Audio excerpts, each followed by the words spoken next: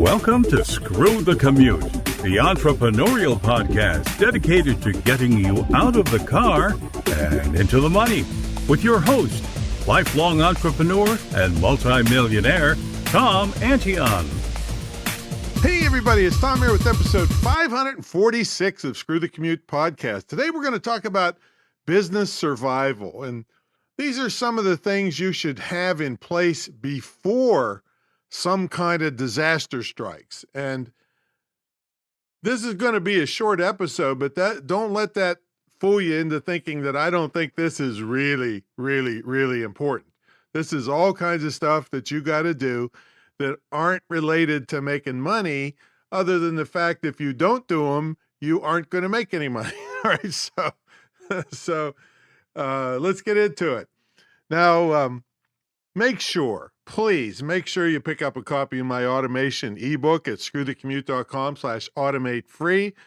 You will thank me for it, because if you just do a little bit of this stuff, it'll knock your workload down like crazy, and it'll increase your speed of getting to customers and prospects faster. So grab a copy at screwthecommute.com/automate free. And while you're at it, pick up a copy of our podcast app at screwthecommute.com/app. That's APP. So you can put us on your cell phone and tablet and take us with you on the road. Now, we're still going strong with our pilot program to help persons with disabilities in my school get scholarships, teach them internet and digital marketing. See, for them to go to school is a massive, massive production compared to persons that don't have disabilities. So this way they can legitimately learn from home and legitimately be hired from home, which kind of cracks me up because I've been preaching that for 23, 24 years. And since the pandemic came along, everybody says, oh, you can work from home. I didn't realize that. Well, yeah, so I've been doing it myself 45 years now. Since it's the new year, it's now 45 years. So yes, you can work from home. So we're going to get them hired or in their own business or both. And I'm just really proud of this program. So please help us out with it. We have a GoFundMe campaign helping to finance all the scholarships. You can go to my school website. That's the Internet Marketing Training Center of Virginia. And that's imtcva.org/disabilities. And that's, of course, going to be in the show notes.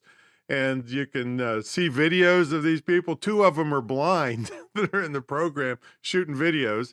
And anything you can kick in is great. If you're really flush with cash, you could sponsor a whole person yourself. How about that? Something you can really be proud of. All right, let's get to the main event. So the first thing I want to talk about is some physical things you need to keep your business running. I mean, you have storms, snow, tornadoes, heavy rains, high winds. All of those things can knock out your electricity. Really, how long could your business survive without electricity? Think about it. How much money would you lose by not being able to talk to prospects or get email from customers or go without your internet? Probably you couldn't last that long, and your batteries only last so long. So you need a way to generate electricity. Now you have options here: a built-in generator, a portable generator, solar, or wind. But we see how well they did in Texas, the solar and the wind, when that storm hit Texas. So we're thinking about either generators or portable generators. Now, there are plenty of articles and videos online how to pick the right size generator for your situation. Now, you have to consider things like the amount of electricity you use just to get by: refrigerator, freezer, cooking, heat, air conditioning, basic lights, and basic plugs in the place you need them. I mean, I have 3 generators here at the retreat center. One is built in and comes on automatically if the power goes out after about 15 seconds. I have 2 other portable generators and enough fuel to run them for several days. Now, just a moment ago, I said plugs in the place you need them. Now, why did I say in the place you need them? Well, because it's likely that a generator big enough to run your entire house would be prohibitively expensive. Usually you size them to make sure the basics are covered, but not the entire house. I mean, if I had to have a generator that would run my entire house, it would be enormous and probably cost $30,000 or more. All right. I have 4 air conditioning units and heat pumps just in the main building and 2 others in the studio. I mean, we got 7,500 square feet, tons of rooms, and that doesn't count, like I said, the 4,000 square feet of my TV studio and garage. So the main building runs on 1.2 kilowatts, and that takes care of basic kitchen stuff, my office, phone system, internet, and a couple critical circuits in bedrooms, bath, and living rooms. Not the whole place. Also, when you have a built-in generator, the cost of the generator isn't nearly the entire cost of the installation. You have to have a special transfer switch put in by a certified electrician to make sure the electricity you are generating doesn't go out of your house, up the electric lines, and literally kill someone from the electric company who's working on the lines to get the electricity going again. Now, with portable generators, don't even think about hooking them into your electrical system unless you have an electrician install one of these switches with a way for you to safely hook your portable generator up to the switch. Most of the time, you're just going to use extension cords and make sure that you don't overload them and set your house on fire. All right. You want to use a higher gauge, and the higher number is a smaller wire. So if you say, oh, I got this 16 gauge, it's better than the 12 gauge. No, it isn't. It's opposite. 12 gauge is bigger and can handle more electricity than 14 or 16 gauge. So don't use dinky little extension cords and set your house on fire because of this. All right.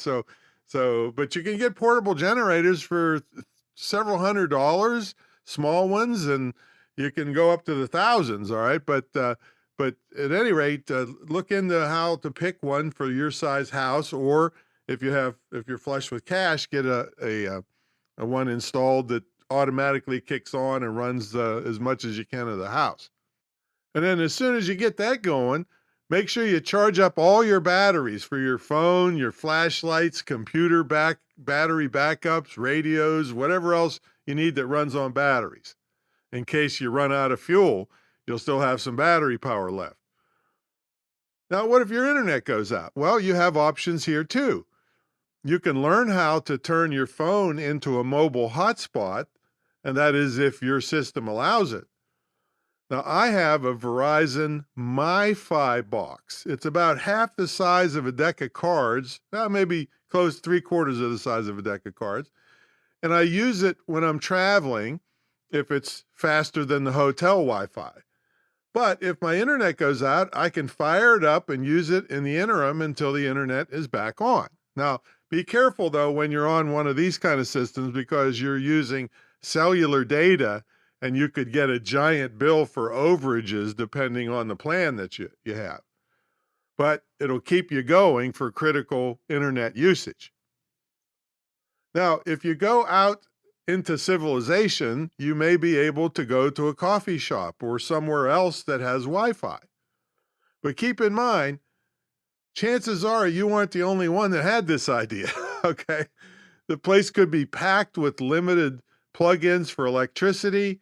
And so I always keep a multi-plug adapter in my laptop case, and then I'm the hero when a bunch of people can now plug in. Now, I've been known to just leave it and buy another one if a bunch of people were depending on it. And again, I'm the hero. Now, when you're on one of these public Wi-Fis, now, if you haven't set up a VPN, virtual private network, to log into, you're really at risk, with any critical information. So I would, again, VPNs are very cheap.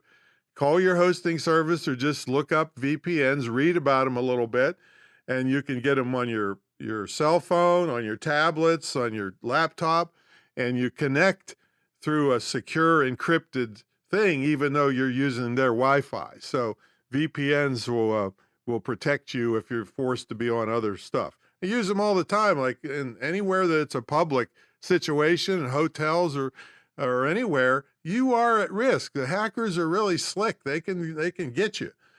Now, VPNs will slow down your connection a little bit. So keep that in mind too. So there's nothing wrong, it's just slower.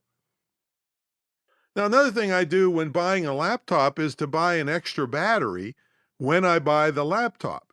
Now, if you keep the laptop for several years like I do, it's going to be hard to find a replacement battery for your model laptop. So I always have extra capacity. And you can also get large universal laptop batteries, or basically they're power sources that you can take with you. Some of them are, long and flat. Or they're like the size of a laptop, but they're real skinny, and they could slide down in your laptop case, but they're a giant battery so that you can power your stuff for, sometimes days with those things. All right, now let's talk about backups. Now, I harp on this, and I harp on this, and I harp on this, and inevitably, someone that's followed me for years calls up frantic because they crashed and lost a bunch of their work. Now, it's hard to have sympathy for you if you haven't made it a point to do backups to multiple places, including the cloud. I have 4 cloud accounts. Some places give you so much storage when you use their service. So I have 4 of them, and I have some portable hard drives which are very cheap nowadays to back up stuff locally. Because that's important too, because if you can't get to the cloud because your internet's down, your stuff may be safe up in the cloud, but you don't have access to it. So having some portable hard drives locally is a good idea. Also, never, ever just depend on the cloud or some online service to be the only place you keep your data and contacts. If they get hacked or have a problem, you lose everything. And it just happened to a student of mine that she hasn't been around for a while, but she depended on an online service. Something went wrong, lost her like 10,000 email subscribers. It took her years to develop. So don't let that happen to you. All right, now you've got places like Dropbox, Carbonite, iCloud, and other places that are dirt cheap and or free. Sometimes a certain amount is free, depending on the amount of stuff you have. And most can be automated so you don't have to think about it. Also, there's plugins for your website that can back it up to some place like Amazon S3 is a great place. So you don't have to worry about your hosting service getting hacked. And this happened to me. It was my hard lesson years and years ago when I had Antion.com, and the hosting service was bragging about how they had backups.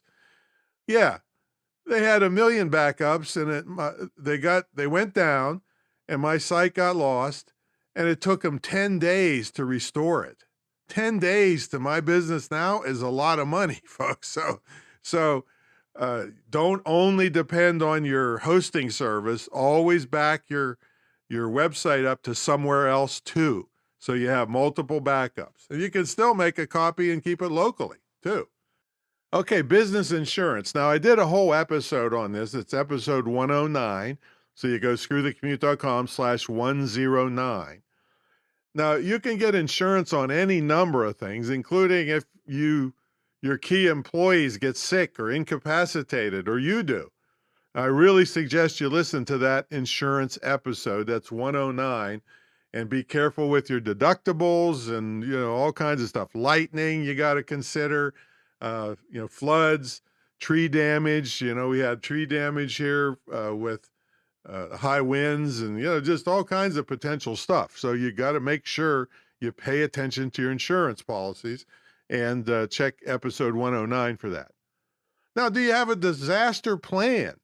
This would be a series of what-if questions that tell people what to do in case bad things happen. Like, what if our dedicated server goes down? Who do we call for help? What if a storm knocks out the internet? Where do we keep the MiFi device? What if the owner gets in a hunting accident, gets operated on, is in intensive care for a week, and in the hospital for 2 weeks? Guess where I got that scenario?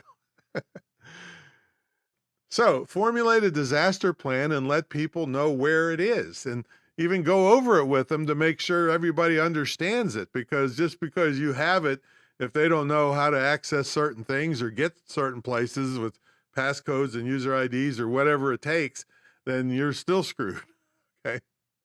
Okay. How about multiple ways to make money? Another thing that's important to business survival is to have multiple ways to bring in revenue. And it's the old all your eggs in one basket kind of deal if something goes wrong. And as much as I love the internet stuff, made a fortune on it over many years, I still have rental properties and other investments.